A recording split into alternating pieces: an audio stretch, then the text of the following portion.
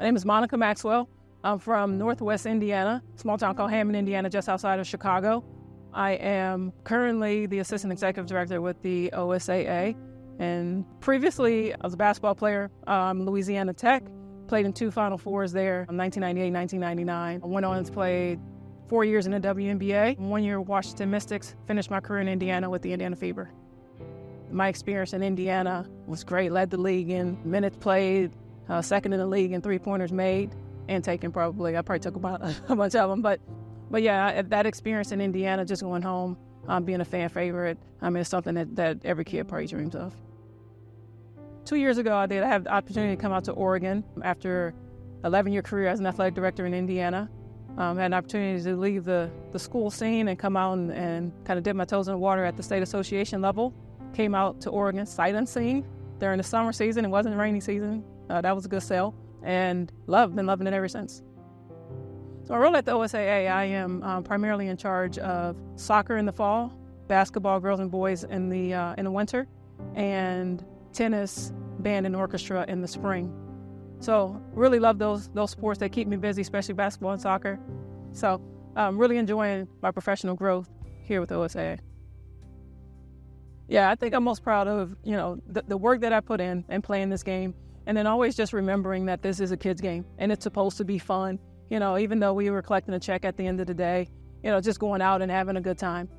Just always recognizing that this is supposed to be fun. It's okay to smile. I would say the parents and the coaches, don't put pressure on them. Let kids be kids. Sports naturally is a competitive environment. So the pressure and the drive home from the game or on the weekends or the private lessons and all of the things that burn our athletes out, just let them play. Just let them be kids. I think that's the most important thing because as we talked about, whatever you're doing, whatever sport it is, it's supposed to be fun, and pressure kind of takes that away.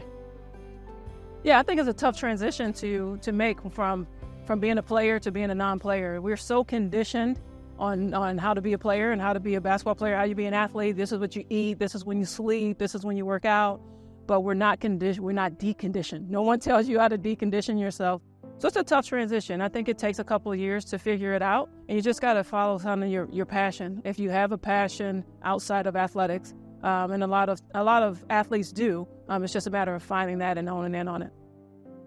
Athletics in the workplace have a lot of transferable skills. So it teaches you a lot of things that bosses or supervisors in the workplace are looking for. So those things, how to persevere, how to work hard, how to be determined. I think a lot of what it teaches you, the main thing it teaches you is how to fail, all right?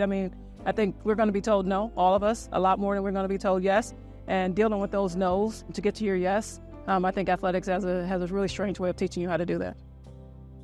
The rise in women's basketball, I think, in recent months and recent years it's exciting. I think what fans are getting the chance to see now, obviously with television and with social media and the platforms that these college students and professional athletes have now, we've known for a long time. It's been the best kept secret, right? It's very exciting from someone who 20 years ago, nearly 25 years ago now, right, was a trailblazer at the beginning of the WNBA, and when we had to fight tooth and nail for everything that we got. So I'm very excited about the future of women's basketball and where it's going to go here in the next couple of years. Outside of work, I like to cycle. I like to ride my bike. I have a Peloton when it's rainy in Oregon. So yeah, the challenges of cycling in Oregon versus cycling in very flat, horizontal Indiana is a little different, but I still try to get out every now and then on my bike here when I have time. I also like to cruise. So I've been on 42 cruises. That's a lot of money. I'm gonna have to rework a little more. But I like to travel mostly on the water. So with the high school sports seasons coming to an end, I'm really excited to be joining the board at Sport Oregon. Looking forward to getting out this summer, exploring more of the state of Oregon.